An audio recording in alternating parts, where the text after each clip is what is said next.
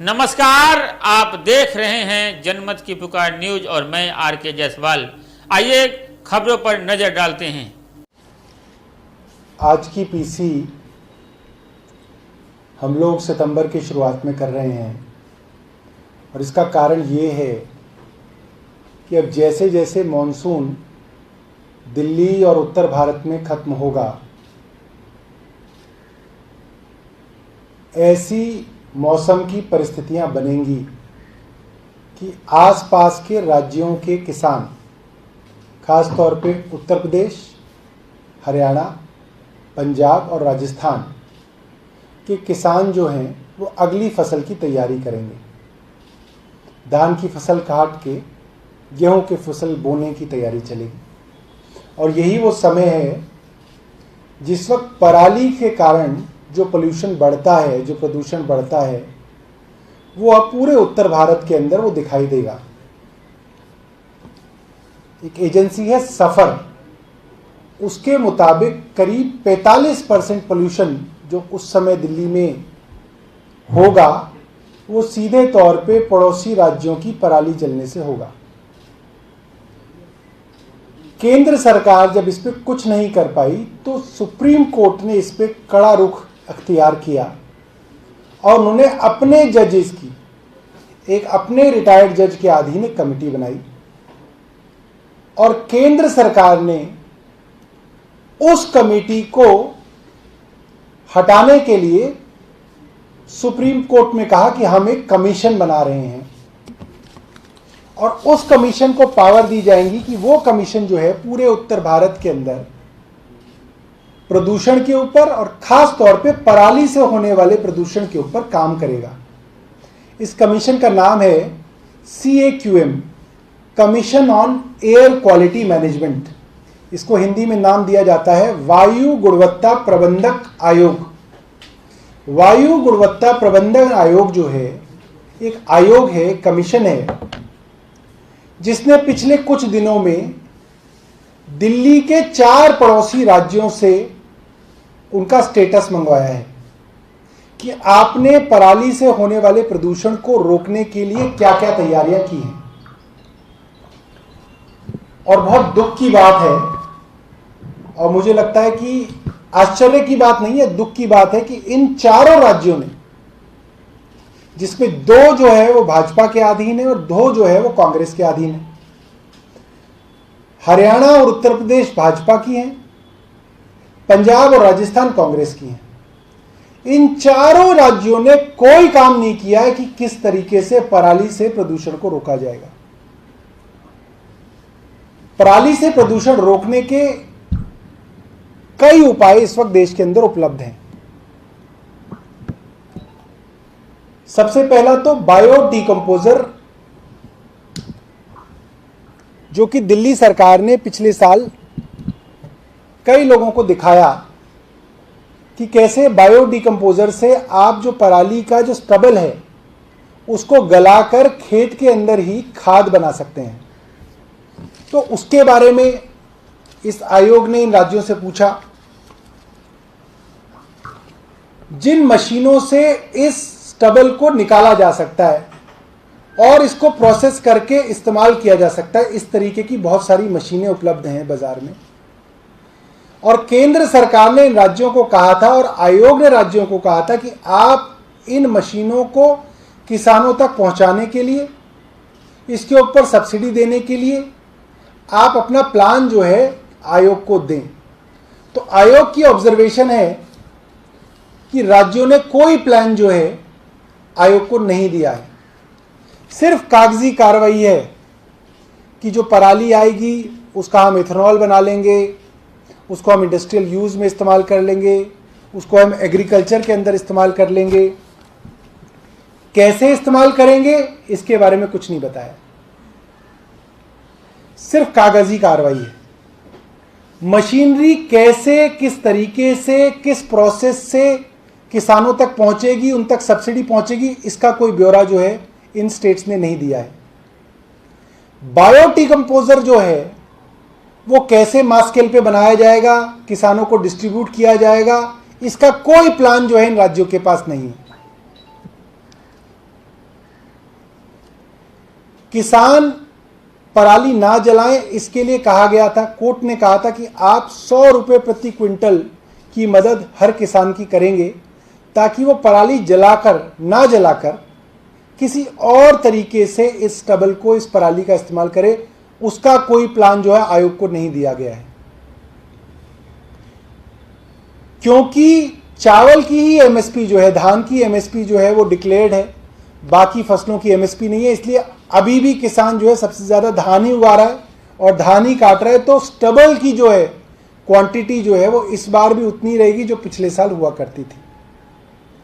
आयोग ने यह भी कहा है कि कई राज्यों के अंदर किसानों ने पराली काट के इकट्ठी करके रखी कि डिस्ट्रिक्ट एडमिनिस्ट्रेशन जो है उस पराली को इकट्ठा करेगा और उनके यहां से ले जाएगा, बट इसका भी कोई इंतजाम उन राज्यों के अंदर नहीं था। अंततः किसानों को वो पराली जलानी ही पड़ी। किसानों ने कई महीनों तक उसको रखा कि कोई आएगा इसको इकट्ठा करेगा, उसका कोई तरीका नहीं था, वो रह गया। पंजाब के अंदर बायोमास प्लांट्स बनाए गए हैं, वो भी अभी तक ऑपरेशनल नहीं है, ये भी आयोग ने कहा है।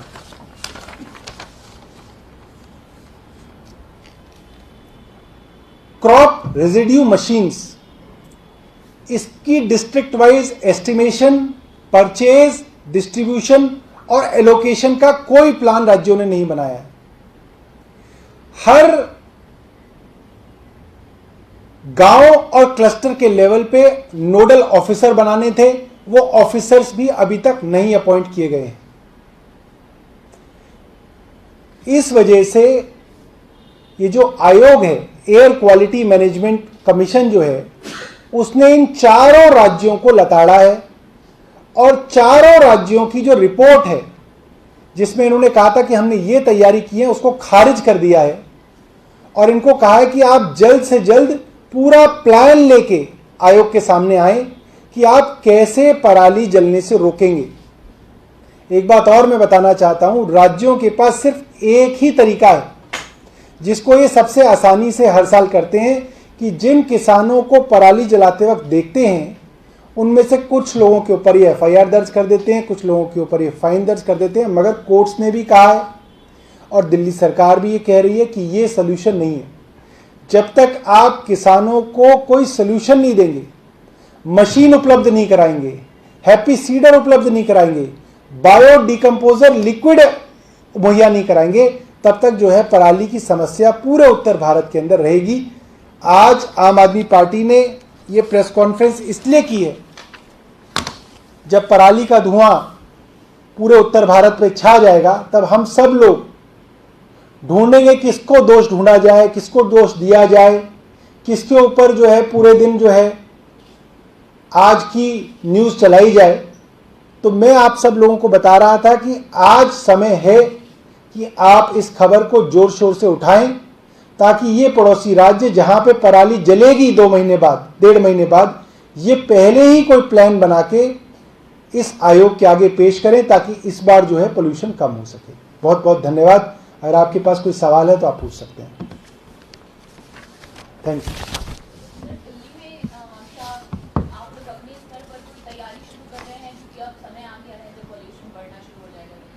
जी देखिए, दिल्ली ने ICAR-IARI पूसा रोड के साथ जो है बायो डिकम्पोजर प्लांट बनाया था। अब उनके साथ हम पूसा माइक्रोबियल कम मैकेनिकल सोल्यूशन लार्ज स्केल पे बनाने की तैयारी कर रहे हैं इस विषय के अंदर, ताकि बड़ी मात्रा के अंदर इसको बनाया जा सके। इसके लिए एक प्लांट का जो है सेटअप किया जा रहा है। ये जो है प्रोडक्शन सेंटर जो है मास स्केल पे इस लिक्विड को प्रोड्यूस करेगा। ये है खरखरी नाहर विलेज नियर नजफगढ़। खरखरी नहर विलेज है नियर नजफगढ़, यहाँ पे इसको बड़ी मात्रा में बनाया जा रहा है ताकि जो है इसको इस्तेमाल करें। और इसको जो है हिरंकी गांव के अंदर बड़ी मात्रा के अंदर इस्तेमाल करने के लिए इसकी शुरुआत की गई थी और इस बार भी इसको बड़ी मात्रा के अंदर जो है दिल्ली सरकार किसानों को बांटेगी। इसके अलावा आपको पता है कि एक स्मॉग टावर जो है उसको दिल्ली सरकार ने बनाया है और उसके ऊपर हम लोग रिसर्च कर रहे हैं। उसके ऊपर IIT की टीम्स, टाटा प्रोजेक्ट्स की टीम्स और यूनिवर्सिटी ऑफ मिनेसोटा की टीम जो है रिसर्च कर रही है। अगर उसके अच्छे रिजल्ट्स आए तो उस तरीके के स्मोक टावर्स को और भी दिल्ली के इलाकों में लगाया जाएगा। सर, क्योंकि स्थिति दिल्ली की सबसे ज़्यादा खराब हो जाती है, जी जिस तरीके से धुआं आता है, क्या मुख्यमंत्री या किसी लेवल पर बात की गई है इन तमाम स्टेट्स के मुख्यमंत्रियों से कि इस तरीके से सोल्यूशन निकाला जाता है कि जा सकता है, या कोई ऐसी व्यवस्था जिससे दिल्ली वालों को दम न मिले? देखिए, जब ये बायो डिकम्पोजर का पायलट प्रोजेक्ट पिछले साल दिल्ली में किया है तो हमने सब राज्यों को इसकी डिटेल्ड रिपोर्ट भेजी है और उनको हमने आमंत्रित भी किया है कि आप आएं और उसको देखें।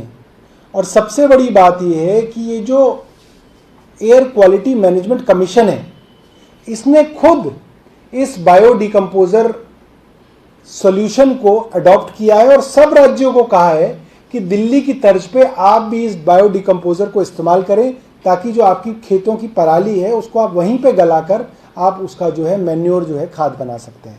सर, इसी से जुड़ा सवाल ये है कि जिस तरीके से बाद में कोर्ट से आप लोगों को झाड़ पड़ती रहती है और बाद दूसरे स्टेट्स को भी पड़ती है, आप लोगों को भी पड़ती है, तो क्या इस तरीके से कोई प्लान है सरकार का कि वो सरकार पहले से ही कोर्ट को जाए और जिस तरीके के हालात आप बता रहे हैं कि पड़ोसी राज्य करने के लिए दिल्ली के लिए तैयार है, उस पर बात हुई है, किसी तरीके से इंस्ट्रक्शन दिलवाई जाए?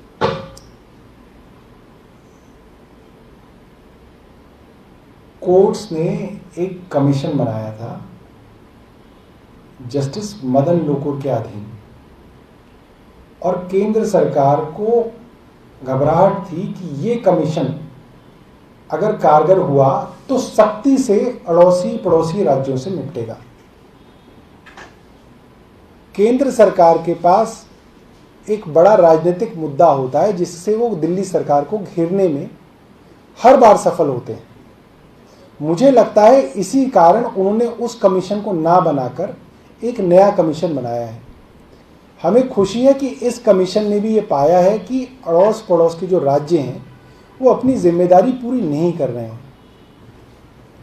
कोर्ट्स किसी भी राज्य को झाड़ने के लिए स्वतंत्र हैं और मुझे लगता है कि इससे और राज्यों को सीख लेनी चाहिए। दिल्ली के अंदर ये प्रॉब्लम सबसे ज़्यादा होती है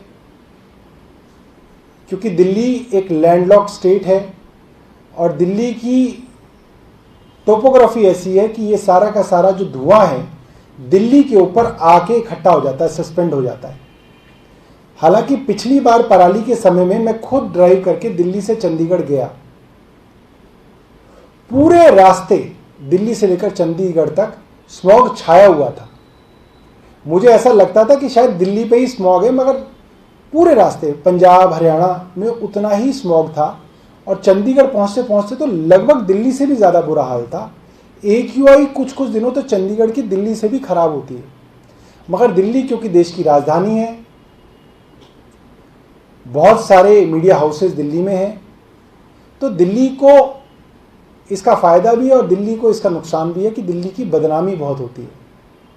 ऐसा लगता है दिल्ली ही इतना पोल्यूशन फैला रही है और एक ट्रेंड ऐसा होता है कि उस समय हर आदमी दिल्ली वालों को कोसना शुरू कर देता है कि देखिए दिल्ली में तो साहब बसेस कम है, दिल्ली के अंदर तो साहब गाड़ियां बहुत चल रही हैं। हालांकि गाड़ियां इस वक्त भी चल रही हैं, बसेस आज भी उतनी ही हैं, मगर आज बिल्कुल मौसम साफ है। उस समय जैसे ही वो पराली की कॉकटेल बनेगी उस वक्त बहुत जो है बुरी स्थिति होगी। मगर आज प्रेस कॉन्फ्रेंस करने का जो बड़ा कारण है वो ये है, एयर क्वालिटी मैनेजमेंट कमीशन ने भी यही कहा है कि अगर कोरोना की थर्ड वेव और पोल्यूशन एक साथ आया तो इसके बहुत बड़े दुष्परिणाम निकल सकते हैं। और मेरा भी ये मानना है, जब लोगों को ऑक्सीजन लेने के लिए जो आपके पास पूरी उपलब्ध है, उस तक के लिए अगर आपको ऑक्सीजन सिलेंडर की ज़रूरत पड़ती है कोरोना के वक्त में, और आप सोचिए कि उस वक्त अगर दिल्ली के चारों तरफ और उत्तर भारत में पूरे चारों तरफ पराली का धुआं फैला हुआ होगा, तो ऑक्सीजन सिलेंडर भी बचा नहीं पाएंगे बहुत सारे लोगों को। तो स्थिति बहुत गंभीर है और ये बात आयोग ने भी कही है, इन चारों राज्यों को ये बात समझाई है। ये हेडलाइन है कि ये जो है ये बहुत गंभीर मामला है, इसको आपको जो है जोर शोर से आज उठाना पड़ेगा। ठीक है।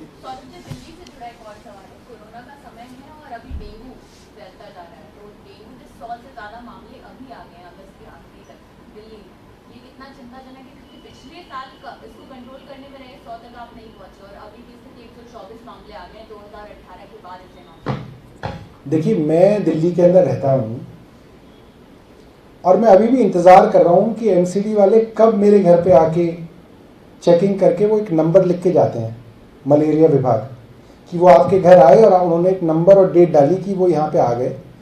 मैंने अभी तक मलेरिया विभाग को देखा नहीं है कहीं पे भी। तो मुझे लगता है दिल्ली सरकार की तरफ से आदेश दिलवाएंगे एमसीडीज को कि ये जो मलेरिया विभाग है ये थोड़ा सजग हो जाए, क्योंकि अगर आप इसको रोकथाम कर लेंगे तभी आप बच पाएंगे। अगर एक बार ये डेंगू फैल गया तो इसको बचाव करना जो है फिर मुश्किल है, फिर वो अस्पताल की सिचुएशन आती है। तो हम लोग भी कोशिश करेंगे कि एमसीडीज को इसके लिए थोड़ा दुरुस्त करें कि इसकी रोकथाम की जा सके। सौरभ जी, एक सवाल पंजाब से है। भगवत मान के समर्थन में इकबाल चीमा के घर के बाहर आज कुछ लोग इकट्ठा हुए जिन्होंने ये मांग करी कि भगवत मान को मुख्यमंत्री चेहरा घोषित किया जाना चाहिए। तो क्या आपके यहाँ भी इस तरीके की पंजाब में लड़ाई चल रही है कि कौन मुख्यमंत्री चेहरा हो? देखिए, क्या है कि जब भी किसी राज्य के चुनाव आते हैं तो अक्सर ये देखा जाता है कि जो भी लोग दावेदार होते हैं वो अपना दावा अलग अलग तरीकों से पेश करते हैं। उत्तराखंड में मैं देख रहा था, हरीश रावत साहब थे और कई उनके सहयोगी थे, उनके बीच में भी इस तरीके से देखने में मिला।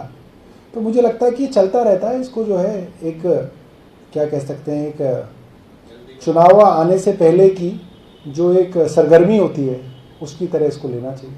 One question regarding Delhi. There are some farmers on the outskirts of Delhi.